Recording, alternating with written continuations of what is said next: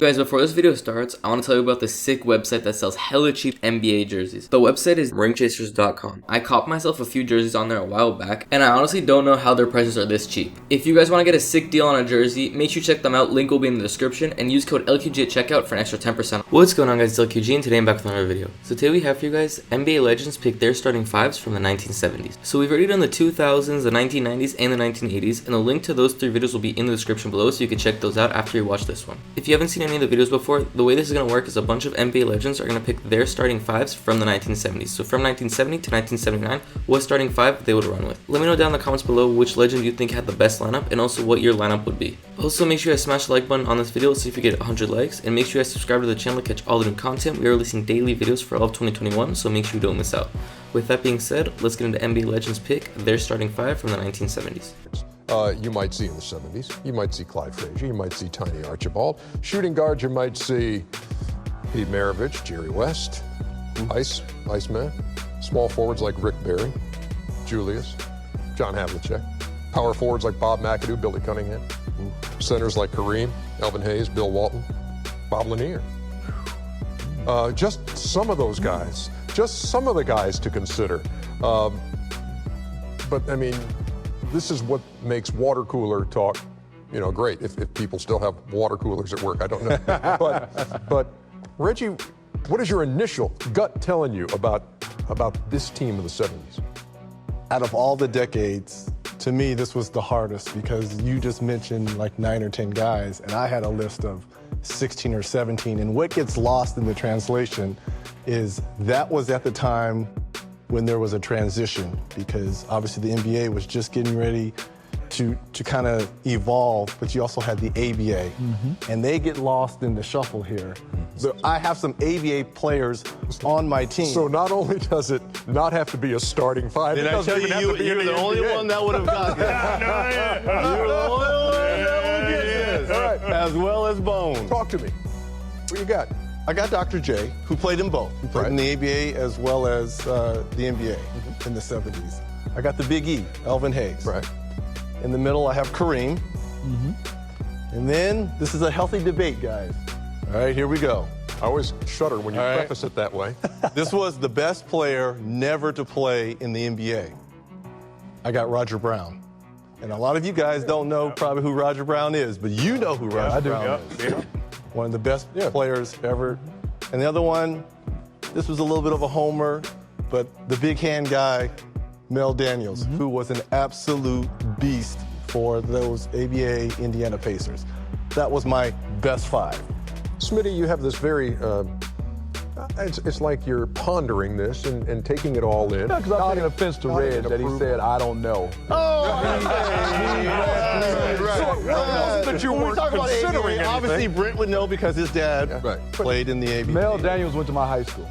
Okay. So, you went there. But you went there after he did. yeah, he did.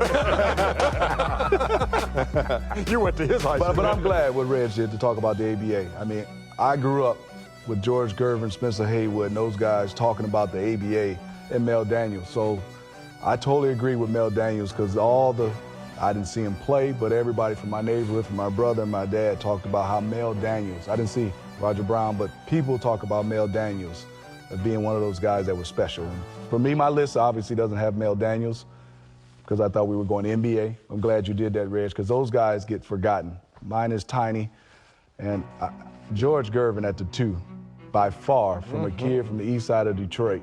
Got a chance to go follow him around and be his ball boy a lot of times in the Detroit Round Ball Classics. That's my 2 guard for sure. And then you have Dr. J and Kareem Abdul-Jabbar and Alvin Hayes.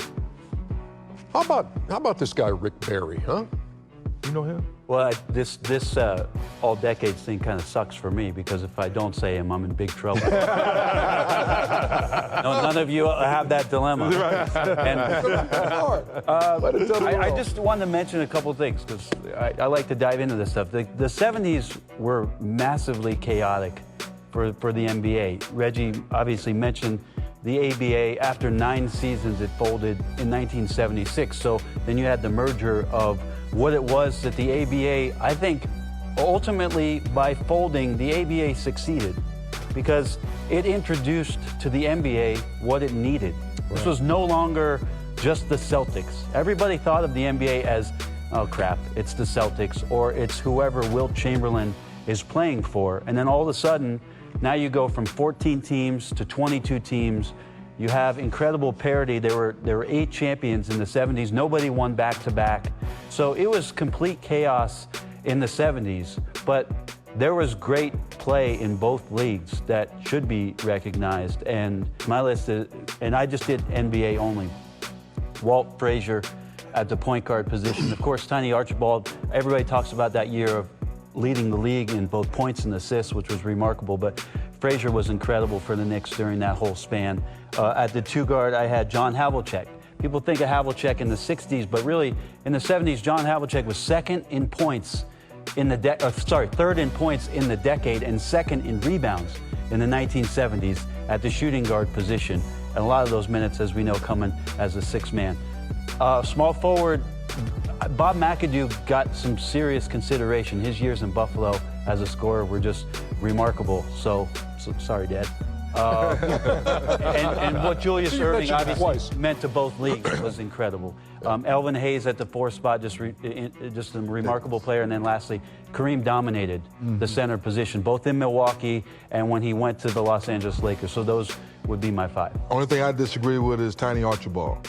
At the point guard position, I know for that 1 year Brent talked about, but for the younger generation, it showed you that you can score the basketball, but you can also share and get other people involved. And I think that was good for the game for this next. Can't go wrong with either guy. Yeah, at the end of the day.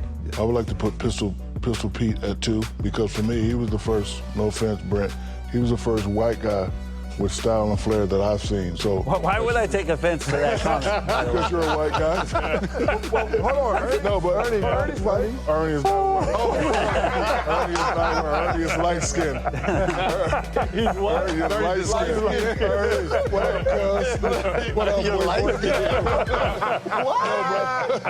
No, but my question to the panel is, was he the first white guy to have the flash and style and between the legs and behind the back? I mean, because my favorite move was the move he did to Jerry West. Pete Maravich, he would take the basketball, right? And he would fake the pass. He would bounce it here, bounce it behind him,